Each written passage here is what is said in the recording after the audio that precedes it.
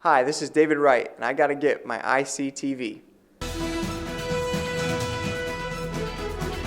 Search ends. Iona has found a new provost, and we have the inside look. Re-election? Well, not exactly. Andrew Gennaro is crowned Mr. Iona for the second year in a row. Rock and roll. The Fraternity Society holds a battle of the bands for a great cause. Then, on Chrissy's couch, we have Iona favorite Mick Potthast performing for you. All this and more on Inside Iona.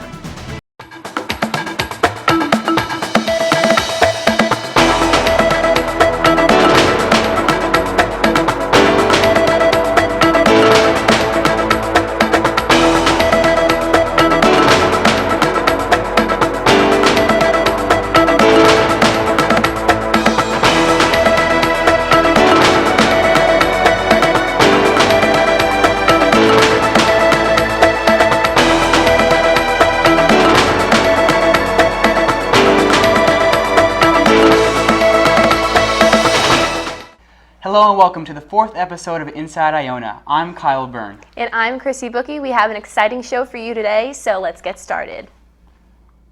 The college announced the appointment of a new provost and senior vice president for academic affairs. He's Dr. Mark Kaselica, currently vice provost of the College of New Jersey. He's replacing interim provost Dr. Michael Marsden starting July 1st. In other staff news, Joanne Steele, Vice Provost for Information Technology and Chief Information Officer, received the 30th Annual Woman of Achievement Award on March 25th. This award recognizes women, faculty, and staff members who demonstrate excellence by going above and beyond their regular course of duties. Inside Iona caught up with the award winner. As an alum, this award is particularly exciting because it recognizes things that I got to do on my campus, and it recognizes the votes of confidence of my professors and people that meant so much to me in my life. My mentors and the people that I learned from as a student are the people that taught me all the different things that I needed to know to achieve. Women in Politics was the subject of a recent talk by New Rochelle City Council member Sherry Rackman and Executive Director of Democracy Matters, Joan Mandel. They were invited by the Iona chapter of Democracy Matters, the Black Student Union, and the Student Government Association. Rackman believes women bring a different perspective to politics. The reason I feel it's really important for women to be involved in politics and for everyone to be very civically active is I think women bring a different perspective. I think there's differences in the way we think, in the way we look at problems, and in the way we look at situations. And I think it's very important to have all views reflected on the City Council. Congratulations to Andrew Gennaro on being crowned Mr. Iona 2014. This is his second year in a row winning the title. The Phi Gamma Chi sorority hosted this annual competition where male Gales walked the runway modeling different outfits. Reporter Ariana Perez spoke to the returning champion. Hi Andrew, can you tell us why you decided to enter this competition in the first place? Well, I heard about it last year, and so I decided to enter last year, and last year I had won. So this year I decided to enter again to try to defend my title. Oh, well, you did a really good job at doing that. So what do you think made you stand out again this year? Like, what do you do? Well, all the performers were very good and very talented. I think I really won through all of my Iona gear, in which I mainly borrowed from most of my friends. Well, that was really creative of you. And as much as I would love to be Mr. Iona, as much as I enjoy the title, as much as I enjoy the $100 Buffalo Wild Wings, I don't think there is one Mr. Iona. True. I think every man who came up here tonight. I am Ariana Perez reporting to you from ICTV. Well, I'm shocked that I didn't win Mr. Iona this year. It's okay, Kyle. Next year. Let's throw it over to Anthony Carlo with your Iona Gales Sports Report. The Iona Gales softball team has found themselves on a winning streak after the late-game heroics of junior Allison Hand and freshman Sarah Schutz, who powered their team to their third straight win Wednesday afternoon at Rice Oval Field. The Gales were down early on as Sacred Heart scored 2 runs in the top of the 4th inning. However, Iona cut the deficit in half with a 2-out RBI double by freshman infielder Katie Newton. In the 6th, Schutz drove a 2-2 pitch over the wall for her third home run of the season to tie the game up at 2. Hand followed up in the 7th with a long ball of her own, a game-winning blow to give the Gales the win 3-2. Sophomore Jordan Courage got the win for Iona, pitching a complete game for her first win of the season, surrendering just 2 runs and 7 hits while striking out a season-high 5 batters. The Iona men's baseball team had a comeback win of their own against Rutgers in a non-conference game at City Park. Down 3, the Gales rallied with 2 out in the bottom of the 3rd. Sophomore shortstop Vinny DiMaria drew a walk to load the bases, then a wild pitch allowed another run to cross the plate for Iona, followed up by a Joe Smith rip to right field to knot the score at 4-4. Iona took the lead in the bottom of the 7th. Senior second baseman Bobby Vitellano advanced to 3rd on a Joe Torres base hit. This set up Jimmy Giuliano for a clutch base knock that gave Iona the lead for good. We've been struggling with the bats at times, with quality bats. We've been doing good, but to come through, we hit a lot of balls hard. It was at people. For us to score today, that felt great. Andrew Pusillo earned the win in the relief, and John Didino closed the game out for his first save of the season. Moving on from the Diamond, the Gales lacrosse team lost a tough one, 16-4 at home Wednesday afternoon. Mary Kate McCormick led the Gales with 3 points on a goal and 2 assists. Iona got off to a bad start, surrendering the first 7 goals. Senior Maria Ortiz made a team-high 6 saves for the Gales in one half of action, while sophomore Thea Lietman made 4 saves in a relief effort. In national news, the question of whether college athletes should be unionized, in other words, treated as employees, has been in the papers. Ian Sachs wanted to know what the Iona community thought about this. The National Labor Relations Board in Chicago ruled on March 26th that Northwestern football players can unionize, and Iona College has been a buzz since then. If they're unionizing, I don't see what other goals they could really have other than trying to get paid. But then all of a sudden you unionize and you change the whole relationship between the student and the professor, or in this case between a coach and an athlete. So in one sense I respect what they are saying and their concerns, but there might be a better way of going about this. The NCAA and the colleges make an exorbitant amount of money on these college athletes. The television contract for the new college football playoff system is worth $7.3 billion over 10 years. And the current deal to broadcast the men's basketball tournament is worth $10.8 billion over 14 years. Well, listen, if college athletes are going to get paid, you have to pay every single one. Every single athlete put in the same amount of effort to be good at whatever sport that is. Granted, wrestling is not as lucrative as basketball, but you're still going to have to pay those athletes, and I think you have to pay them maybe not the exact same, but a very similar amount. And again, I think that's going to be an eventual nail in the coffin for this entire unionization process. I just don't think they should be considered full-time employees. Right now they're getting worth $250,000 worth of an education for free, basically. I know there's a lot of demands on college athletes, and believe me, I do sympathize with them, but they are getting a free education. And I think there is some compromise that does need to be made. Northwestern University will appeal the judgment of the National Labor Relations Board, and the appeal could take several months. For ICTV, I'm Ian Sachs.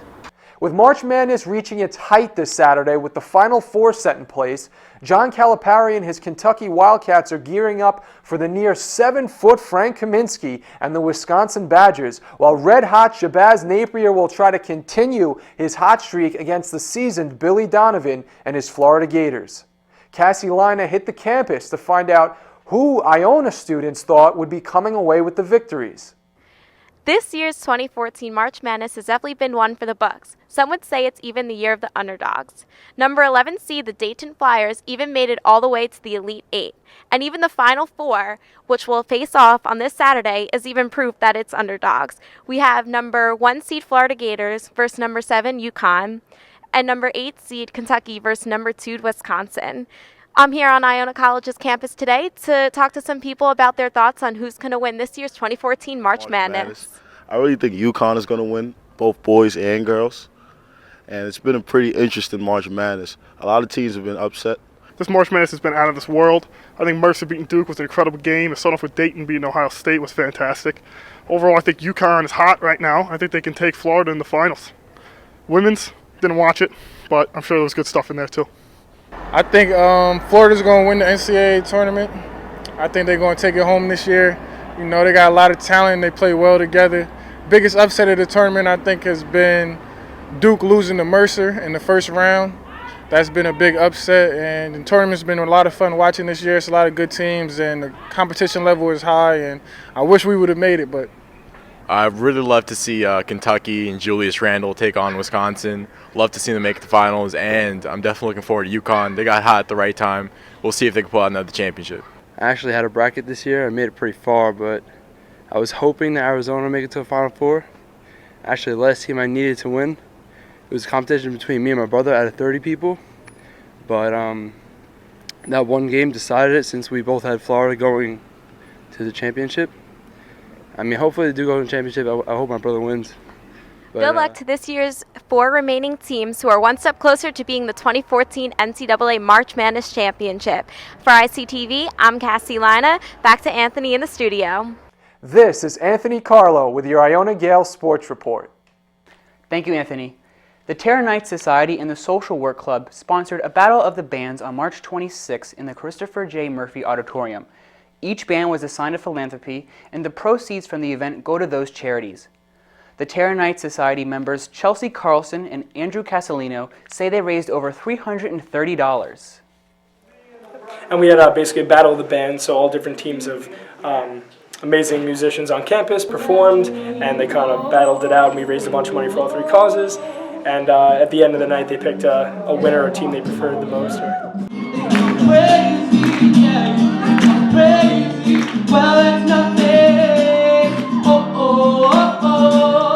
We raise money for Habitat for Humanity of New Rochelle, the Food Bank of Westchester, specifically the backpack program, which feeds kids who usually get free lunch in school on weekends and school breaks. And the other one was the Adult Day Learning Center, which supports senior citizens in the community. The Brothers of Delta Upsilon Fraternity held a current events forum on March 31st with the 4 Iona faculty members. Professor Altamura, Dr. Iodice, Brother Devlin, and Dr. Gavin debated hot topics in the media like the civil war in Ukraine, the Israeli-Palestinian conflict, and the Sochi Olympics. Well, I think there will continue to be political unrest in Ukraine because the Russians will continue to stir it up. And I think it's in their, well, they feel it's in their, certainly Putin feels it's in his interest to do so. The real question is, well, I think, you know, what can Ukraine do? And one of the things they could do is continue to explore their own sources of energy, because that's half the problem. I feel like it's very important for every single college student to be aware of the things that go outside the United States. You know, I'm from a foreign country, so when it comes to the United States, I see that a lot of people here are very centralized into what happens just in the United States. And being such a country where so many people from all over the world come, I feel like it's important for them to be aware of what goes on and how other international things can affect us as well, you know. Sticking with Greek life, Pi Kappa Phi Fraternity had its annual Push Week to raise funds and awareness for people with disabilities. All proceeds went to Pi Kappa Phi's philanthropy, Push America. Benny Rivera explains the goal of Push Week. Talk a little bit about this event and the importance of it to your fraternity. Well, Pedals for Push is one of our big events during our annual Push Week. All proceeds go directly to help people with disabilities through our philanthropy, which is Push America. We're the only national fraternity to own and operate its own philanthropy, and it serves people with disabilities. And I know from my perspective, you know, I now only focus on what people can do, not what they can't do.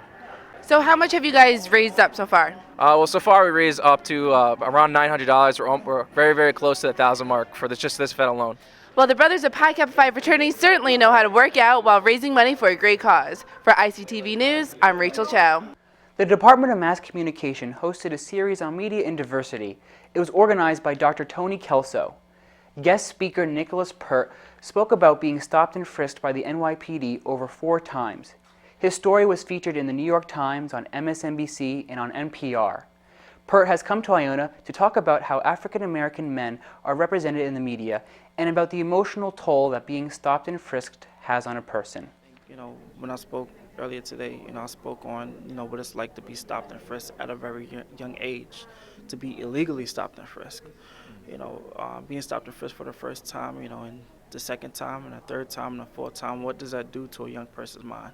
What does that do to their perception of the police and how the community views them, how New York City views them? And a lot of times, a lot of the elected officials from the past administration hasn't acknowledged the impact that it has had, the psychological consequences that it has had, and it continues to have on the community and folks who have been illegally stopped. What do you think over the years, you think the negative impact or negative issues with stop and frisk will diminish over the years? Well, we'll see, but we have been taking some very significant and productive steps to make sure that it doesn't happen, and that we have a very much pretty productive police force and community working together. The Religious Studies Department has been celebrating the 50th anniversary of the Second Vatican Council. On April 2nd, Dr. Elizabeth Johnson, who is a professor of philosophy at Fordham University, gave the keynote address. Her lecture focused on the religious meaning of Christian responsibility in the world. Job says, "Ask the beasts, and they will teach you. Speak to the birds of the air, and they will tell you. Ask the plants of the earth, and they will instruct you. And the fish of the sea will declare to you. In God's hand is the life of every living creature and the breath of every human being." That's the end of the quote. Now here's your entertainment news with Maral Kathwari. Thanks, Kyle and Chrissy. Plenty of Iona students traveled on to Miami last weekend for the annual Ultra Music Festival. It's a 3-day music-filled event packed with performances from popular and award-winning DJs. I checked in with some students who went to get their thoughts on the festival. Ultra was awesome. Went down to Miami, saw Martin Garrix's set. It was sick. Ultra was awesome. I had the time of my life. I didn't get a chance to go to Ultra this weekend, but I saw it live and it looked really exciting. Actress Gwyneth Paltrow was under fire this week after she made a controversial statement saying moms who work 9 to 5 have it easier. According to USA Today, Paltrow expressed the difficulties of being an actress. She finds that having a steady routine is better. She explained it's different when you have a 9 to 5 job than when you have to pick up and leave to film in another state for 12 hours straight. I went on campus to find out how students feel about the actress's comment. I kind of have to agree. A 9 to 5 seems easier than, the crazy hectic schedule of a movie set. I think it's a pretty biased opinion. If somebody wants to have a 9 to 5 job, then they're going to have a 9 to 5 job. But if they aspire to be an actress and that's what they aspire to be, and they should be able to do that. I feel like working 9 to 5 job is more harder than being an actress. And the reason for that is actresses and actors get to make up their own schedule and they get paid double, maybe even triple the amount of what people that work 9 to 5 jobs do. Paltrow recently announced her separation from her husband of 11 years and Coldplay frontman Chris Martin. Everyone's new favorite animated movie, Frozen, made history at the box office. It's officially the top-grossing animated feature of all time. The movie ranked in more than $1 billion, and the DVD sold over 3 million copies on its first day of release, making it the fastest-selling digital release ever. We have our own Frozen fans on campus. So I love the movie Frozen because it wasn't like a cliche love story, like a woman needs the man to be happy. It's all about the sisterly love. Olaf, definitely. He was the funniest character ever. Frozen was amazing. It was a great movie. Go check it out. Frozen was an amazing movie. I'd watch it 1,000 times, 1,001 if I had to. Thanks, Maral. ICTV is sponsoring our 3rd annual film festival on Tuesday, April 15th at 7 p.m. in the La Penta End Zone. Show off your talent, maybe you even win a prize or two, by submitting videos in any of the following categories: finds in social media, news documentaries, drama shorts, comedy shorts, animation features, and music videos. The deadline to enter is Saturday, April 12th. It's easy to enter. To find out how, email Matt Donnellan.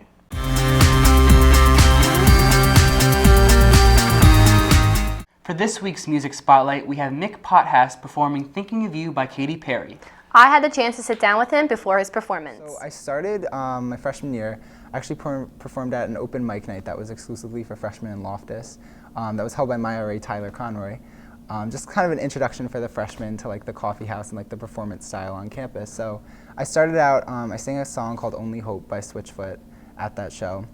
And that just kind of was my way of kind of getting past that hump of like being nervous to perform at school, because I wasn't a big performer in high school in terms of like coffee house settings. So after that I performed at the Real Coffee House the spring of my freshman year, singing The One That Got Away by Katy Perry, who's one of my favorites, as most people know. Yep. And so I've just kind of continued on that that kind of ride, like performing at Spring Weekend, Gale Jam. Today you're also going to be performing a Katy Perry song? I am, yeah. Thinking of You, that's actually the first song I ever learned to play on guitar. I learned it even before I learned my basic chords on guitar, just because I saw an acoustic version of her playing it, and I thought it was so beautiful, like just the chords and everything, the way it all sounded together. And I went to my brother, who's been playing guitar for a lot longer than I have, and he just taught me the chords, and I've just played them, and honestly, that song has helped me so much just because of the chord progressions and the way that it's written. It's helped me to learn to sing and play guitar at the same time, so this is the first time I'm ever playing it live, so awesome. I'm really excited. Really excited.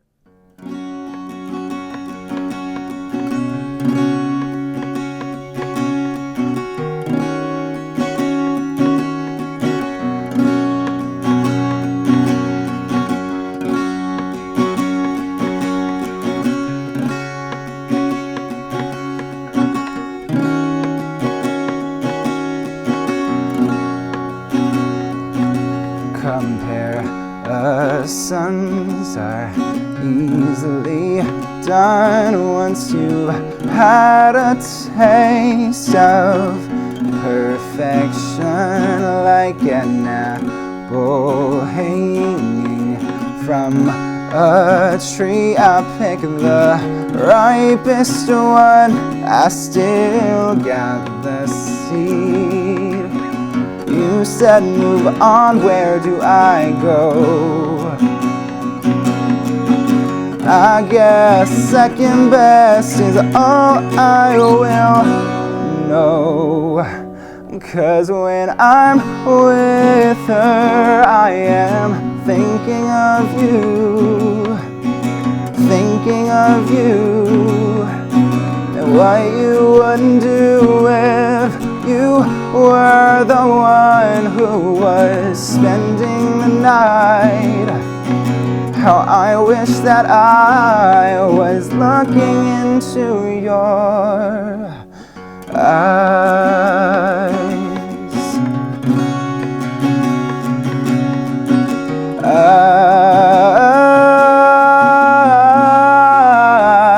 eyes. You're like an Indian summer in the middle of winter, like a hard candy with a surprise center. How do I get better once I've had the best? You said there's tons of fish in the water, so the waters I will taste. She kissed my lips, I taste your mouth. Oh, she pulled me in, I was disgusted with myself. 'Cause when I'm with her, I am thinking of you. Oh, thinking of you, and what you wouldn't do if you were the one who was spending the night. How I wish that I was looking into your the best. Oh, and yes, I do regret how I could let myself let you go. And now the lessons learned I touched and I was burned. Oh, I think you should know.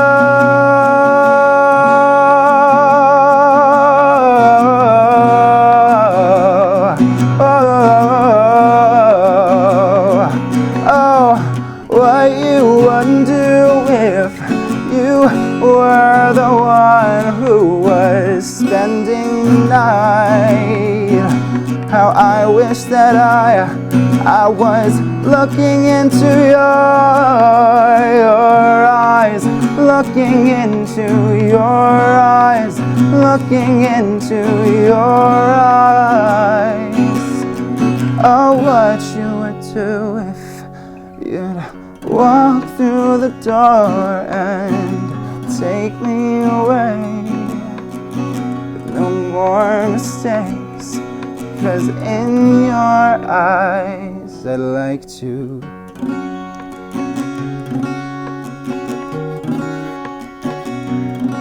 stay.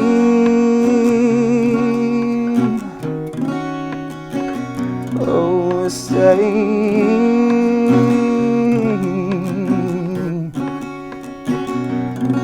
Stay.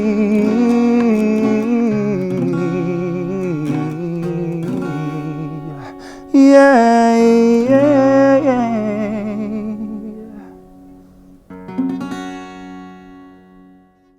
That's all for this episode of Inside Iona. Thank you to our production crew, and if you have any story ideas, please email us. Like us on Facebook and follow us on Twitter and Instagram, and subscribe to our YouTube page. For all of us at ICTV, I'm Kyle Byrne. And I'm Chrissy Bookie. See you next time.